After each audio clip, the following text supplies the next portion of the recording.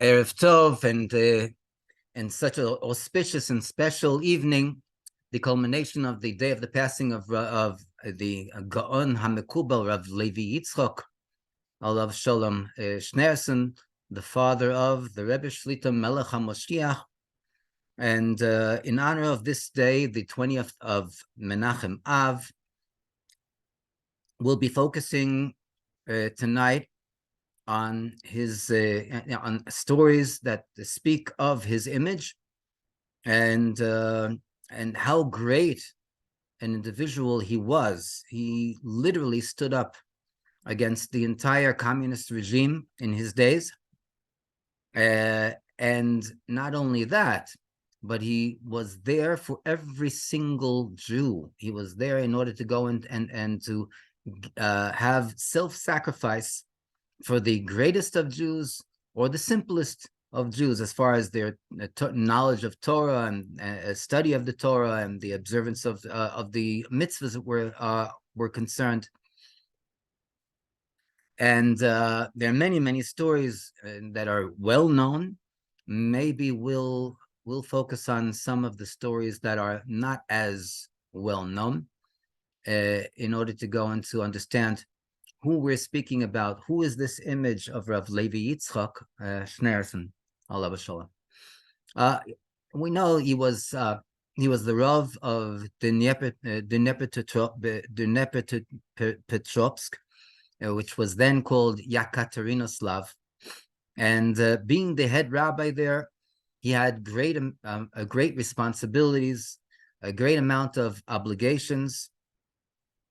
And he literally stood up to all these responsibilities, to the extent that in his latter years he was imprisoned, taken away from his shtetl, from his rabbinical pulpit, and he was taken to a city of exile, which was called Kostroma, Chile at the beginning, Chile, and then it's not Kostroma. Chile, and then Alma-Ata. And here in these places, we see how outstanding his ability to be able to withstand all the pressures and all the tensions of the material world that were coming to challenge his spiritual principles and identity.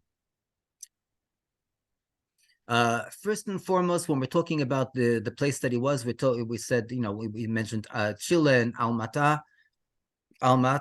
These were places that were almost impossible as far as living conditions were concerned. It was almost impossible to live there and to be able to even just to breathe the air. Just a small example. The situation of the mosquitoes was so intense and so terrible that people had to go in to make small bonfires, not outside, but inside their homes, in order to go and to smoke the home, so that the mosquitoes wouldn't come and bite.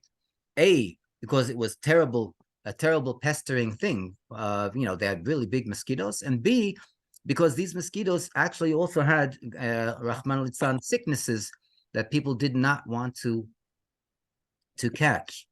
Okay, so you can imagine under these kind of conditions, it came to a point where the living conditions were not something that you could choose. You couldn't go and put money down and say, I would like to rent this home, because the war broke out, and the rules and the regulations from the government were that that all the homes were owned by the government, and the government made the rules and regulations as to how many people the home of a person would receive. It was something like maybe 5 people in a room.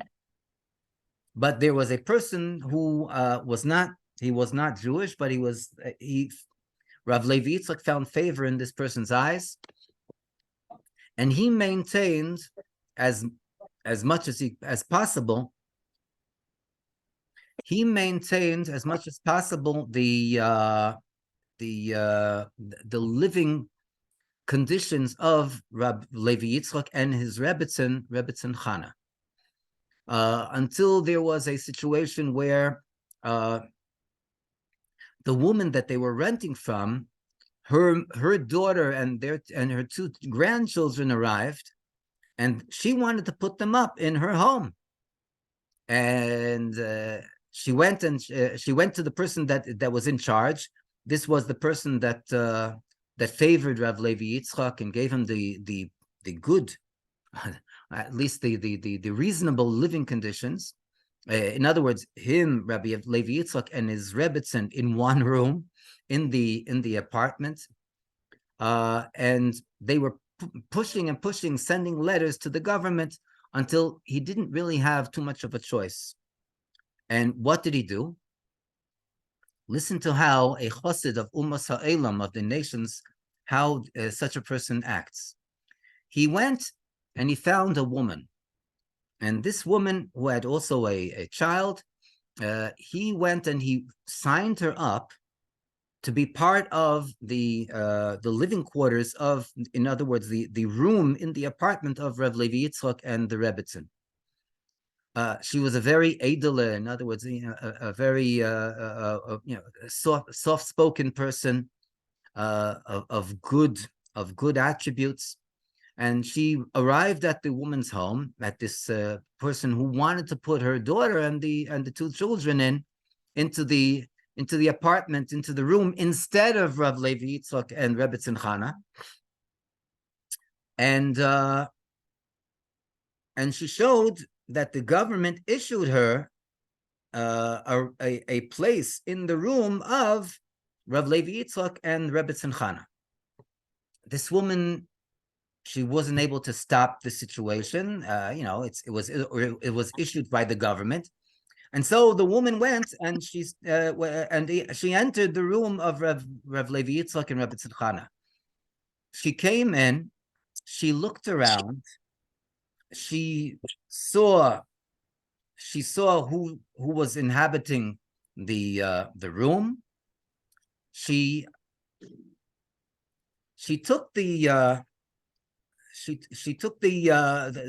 note that she had from the government, and she put it down, and she said that she's going out, walking around town, I don't know. She went out and she never came back. Strange woman. One day, Rav Levi Yitzchak is walking in the street and he sees this woman. He walks up to her and he says to her, "Listen, what is going on? You came into our room, you left your note giving you validation to the room, and you never came back." So she says, "Yes, this is true. And as far as my intentions are concerned, I don't have plans to come back either." So Rav Levi looks and in total surprise and says, "My hi, what's going on?"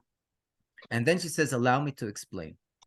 You see, I'm originally from Poland," the woman said, "and I'm a Jewish woman.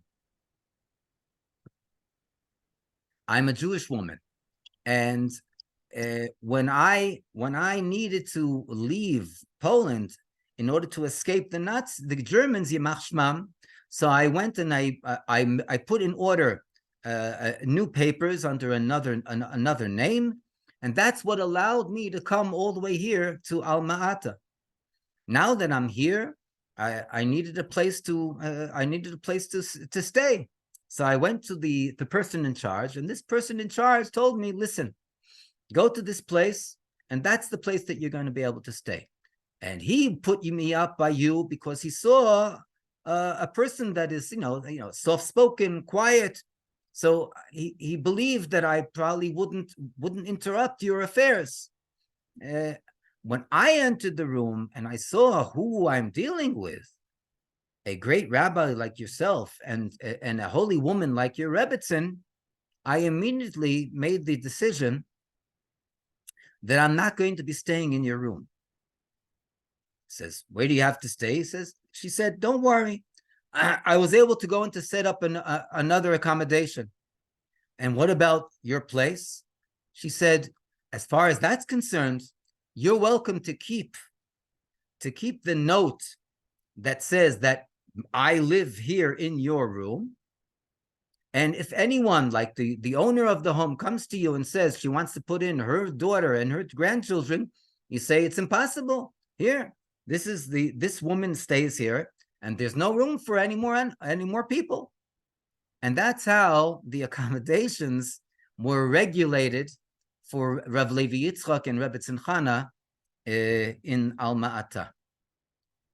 The experiences and all those things that they went through are like unbelievable. They fill volumes and volumes of pages. But maybe just one story which also shows who Rav Levi Yitzchack was, and also shows not only as a holy rabbi, but literally a person that had the divine inspiration in him. It's told it was Erev Tisha B'Av, the eve of the fast of the 9th of Av, and there was a student, an observant student, and he used to come to Rav Levi Yitzchack and Rebbe Tzimchana to help them out, whatever they needed, and so on. And while he was there, so Rav Levi Yitzchack used to sometimes sit down and teach him and learn with him Torah, and he appreciated this very much. Erev Tisha B'Av comes, and he's sitting with Rav Levi Yitzchack, and all of a sudden, Rav Levi Yitzchack, in the conversation or in the teaching that he's giving over, he shifts to very, very deep Kabbalistic concepts and ideas. The student couldn't find his hands or his feet as far as what Rav Levi Yitzchack was teaching. Let alone when he was looking at the clock, he sees that it's Erev Tisha B'Av, and it's already time to sit down to have the Suda Mafsekes, to have the meal that one eats on the ground, a hard-boiled egg with ashes and so on, before the ushering in of the fast. And Rav Levi Yitzchack, it just keeps on going. He keeps on going. Rebbe Tzimchana, Rav Levi Yitzchak's Rebbetzin, walks into the room, and she also tries to hint to her husband that it's time to sit down for the Suda Mafsekes. Nothing doing, as if no one exists, and he doesn't hear anything, and he just keeps on talking. Now, the student over here, he didn't have the chutzpah, the audacity to stop Rav Levi Yitzchack, or chas v'sholom to stand up and to just walk away and leave, go out of the house. So he continued to sit with the greatest of respect for Rav Levi Yitzchack until it was already 11 o'clock at night. Now, Tisha B'Av in Chutz La'aretz, in the summer, 11 o'clock at night is already after Shkia. It might even be before the stars come out, but it's already after sunset. And then all of a sudden, Rav Levi Yitzchack came to a standstill. He stopped, and the student understood that now is the time that he can part and get up and leave. The student got up and left, and he walked home. When he walked home, he knocked on his door, and his mother comes, and she's all up at arms with emotion, and she's crying, and she says, "Where have you been? Where were you?" So he says, "What do you mean? I was by the Schneersons, by Rav, and Rav Levi Yitzchack was teaching me." She said, "No, you don't understand.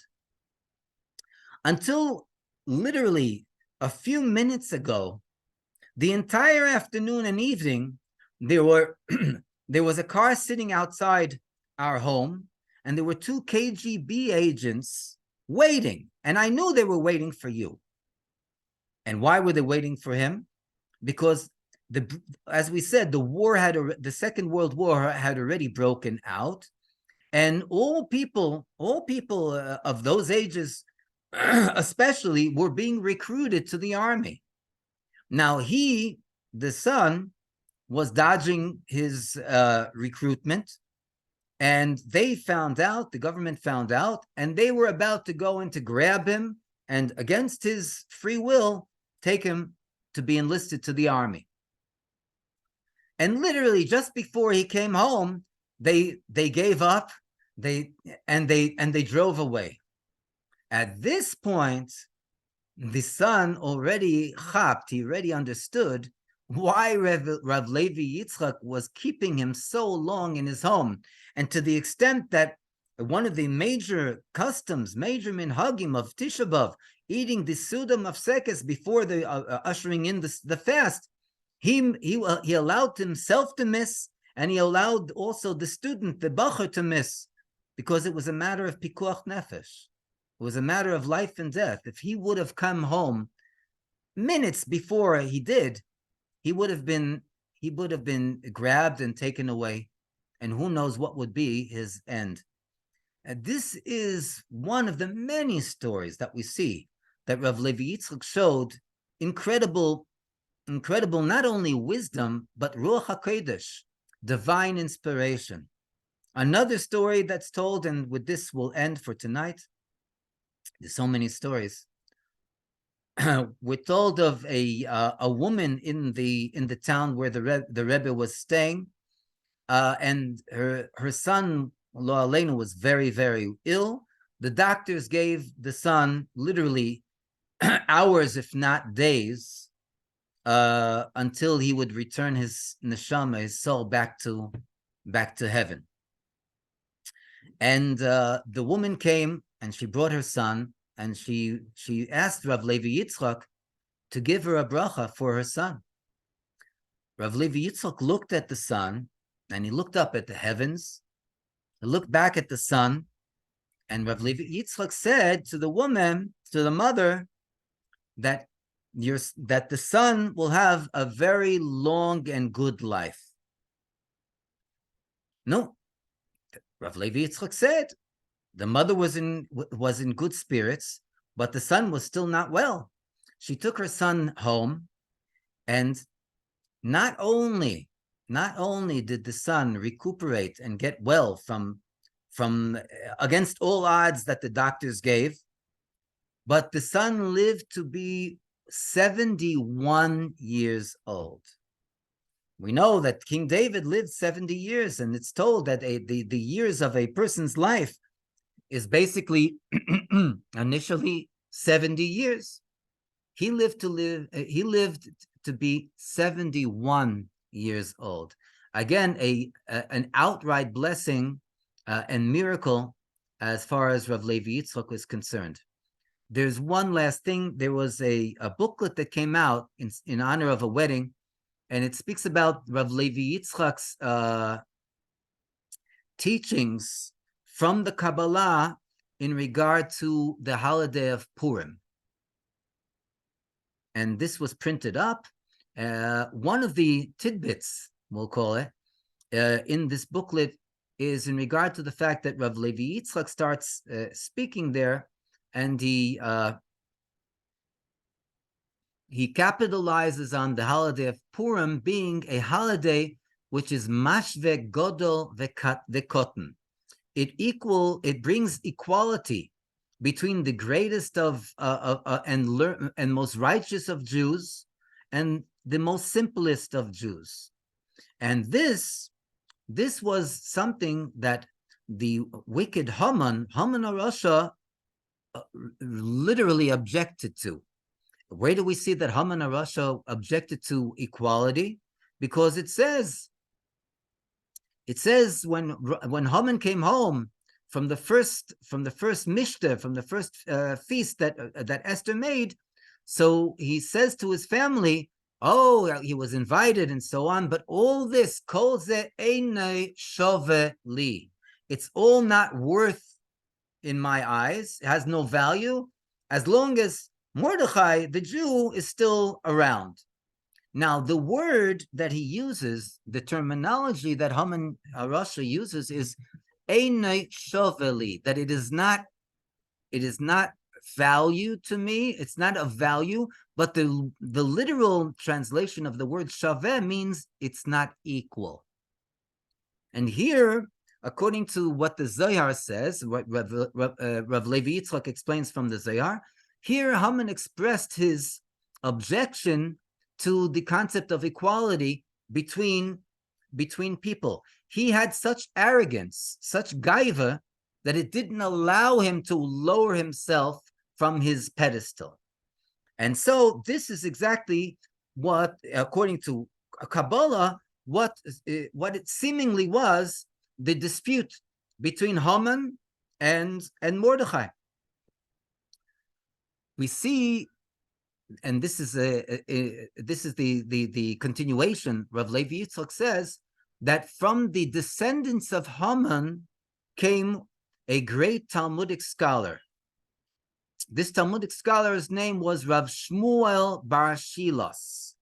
Rav Shmuel, the son of Shilas. Now, Rav Shmuel, the son of Shilas, was a melamed dardeke. He was a teacher, and he taught young children. And this, first of all, connotates the concept of equality, because he was a great Talmudic scholar, but he lowered himself to the degree, to the level that he was, that he showed what great value it is to teach young children aleph beis, and to teach young children verses from the Chumash, from the Torah. That's one thing, which was the tikkun, so to speak, the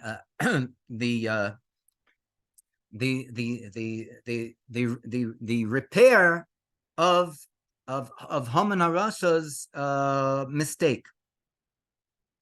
The second thing that we see is, and this is what Rav Levi Yitzchack ends the concept with, that in his name itself, his name was Rav Shmuel, the son bar Shilas. That was the name of his father. What is the acronym of the word Shilas? Shilas is Shin Yud Lamed Taf. Shin Yud Lamed Taf stands for the acronym Shivisi, Havaya Lenegdi Tomid. I come to a standstill. I feel that my existence is negated, for I acknowledge the fact that Hashem is before me constantly. In other words, this reminds the person to have great amount of humbleness and self-humility. But what is the word that is used? Again, shivisi. Again, giving us the connotation of equal, shaveh, equal. Again, coming and showing us, expressing to us that this is the rectification of Haman HaRasha coming from his descendants, Rav Shmuel bar Shilas, that expresses the fact that everything is equal as far as he is concerned. How? When we picture ourselves, when we have the awareness that we are before Hashem, so everything is equal. Everyone is equal. There's no higher and lower in front of Hashem. No, this is just a taste of the teachings of Rav Levi Yitzchack, of Rav Levi Yitzchack Schneerson, and the Hashem should help that we should have the revelation of Rav Levi Yitzchak's son, the Rebbe Shlita Melech Ha'Moshiach, on a good and revealed basis, and should be teichef miyad mamish, with obviously the resurrection of the Rebbe's father, Rav Levi Yitzchak, and we'll be able to hear the teachings directly from the Rebbe's father's mouth, teichef miyad mamish mamish mamish. Yechi Adonenu Moreinu V'Rabbeinu HaMelech HaMoshiach Le'olam Voed.